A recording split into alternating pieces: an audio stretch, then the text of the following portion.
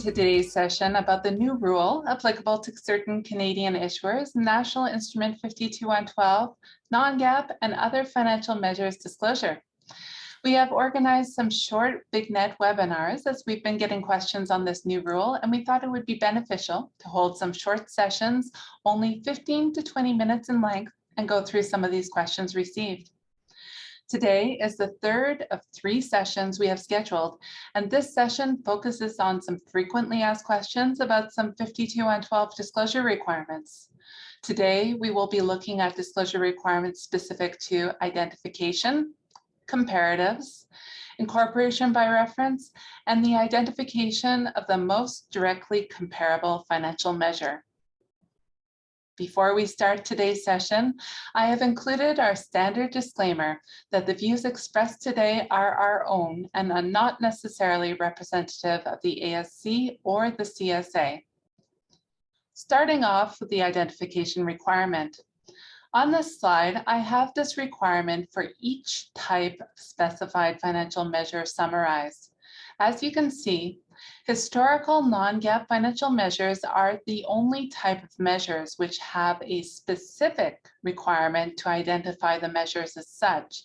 In this instance, to identify the measure as a non-GAAP financial measure.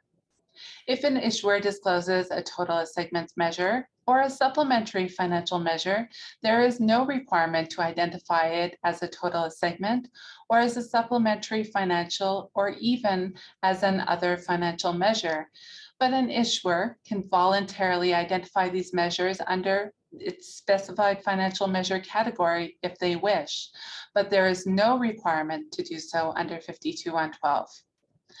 For forward-looking non-GAAP financial measures, non-GAAP ratios, and capital management measures, again, there's no specific requirement to identify them as such.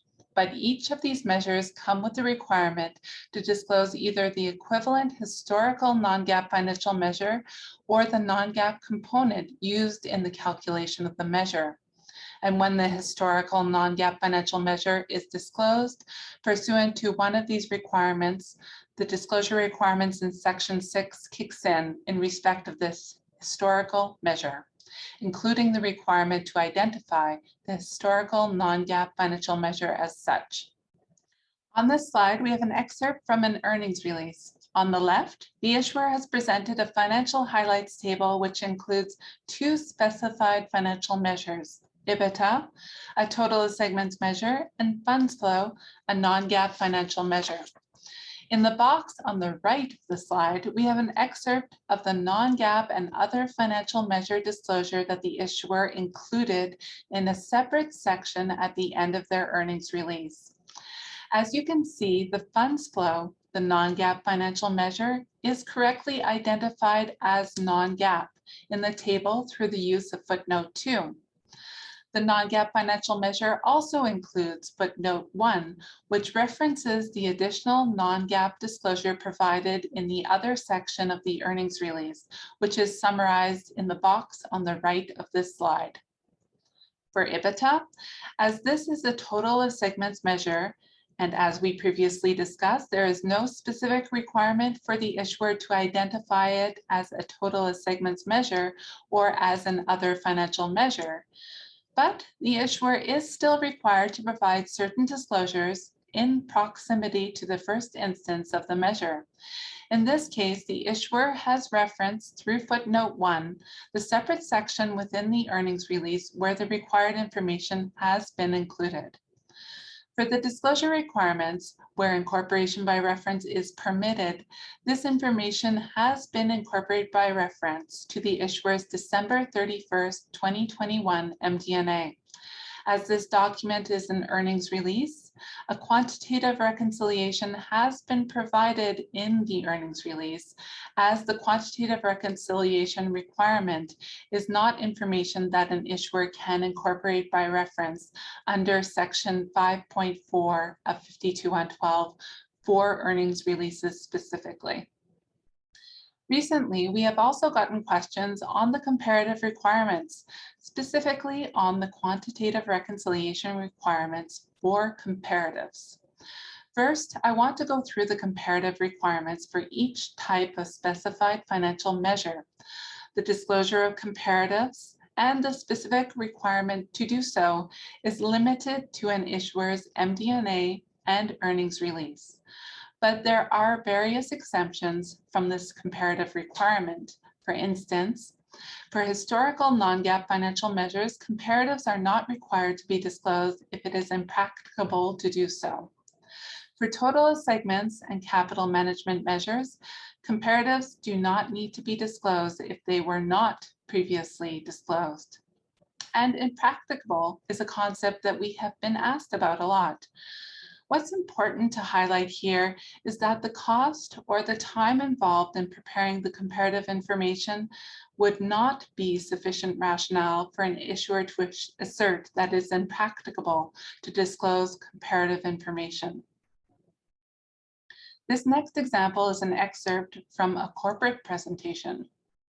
On the left, there is a financial highlights table which includes two specified financial measures, EBITDA, a total of segments measure, and funds flow, a non-GAAP financial measure.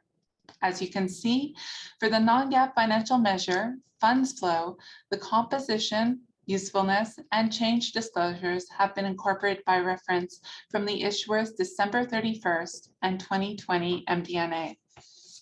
In this case, as the document is not an earnings release, the issuer is permitted to incorporate by reference the quantitative reconciliation for fiscal 2021 and 2020 for the funds flow non-GAAP financial measure. And for the total segments measure, EBITDA, the quantitative reconciliation is incorporated by reference for fiscal 2021 and 2020. However, because these specified financial measures are newly disclosed and were not disclosed in a previous MD&A filed by the issuer, then this corporate presentation must specifically include a quantitative reconciliation for the fiscal 2019 and 2018 comparative periods for each of the specified financial measures, EBITDA and funds flow.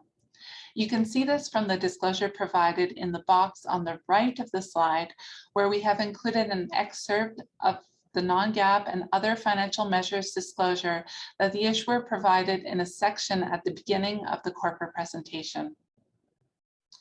When we went through the last example on the comparative reconciliation requirement with the inquirer, they also asked if multiple MD&As could be referenced to satisfy the incorporation by reference provisions. The answer is yes. Multiple MD&As can be referenced to satisfy the incorporation by reference provision if the specified financial measure has not changed.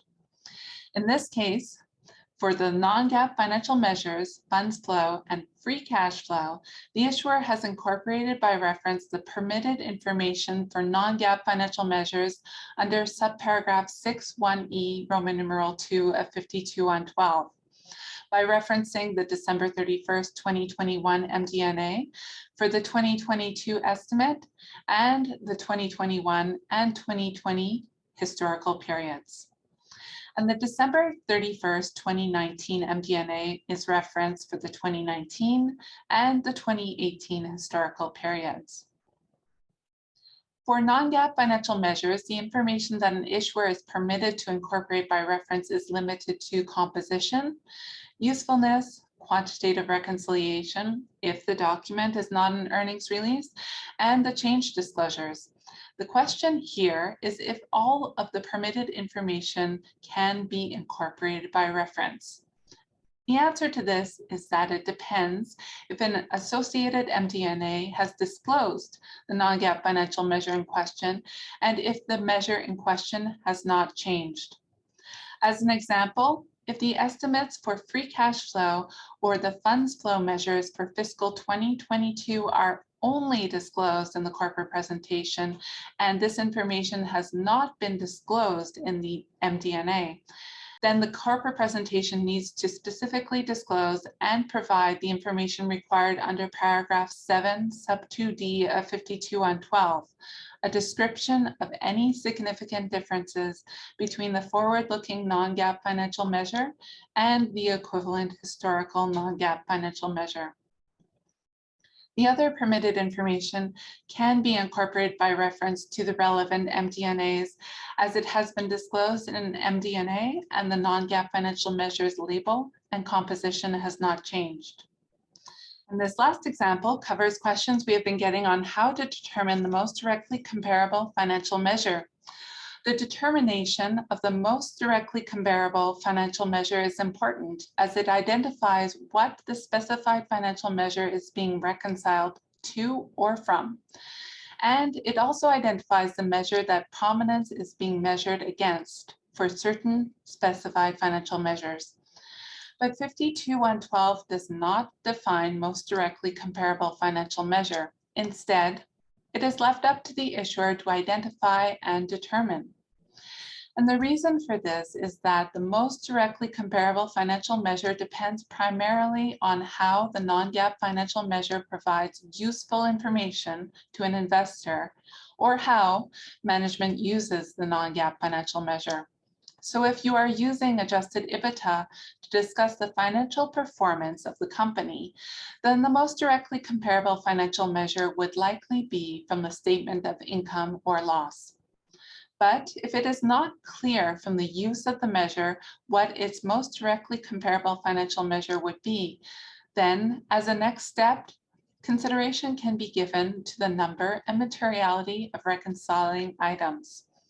As an example, if adjusted EBITDA were to be reconciled from the statement of income or loss, in this instance, and for this measure, there are 7 adjusting items. When reconciled from the statement of cash flows, there are 4 adjusting items.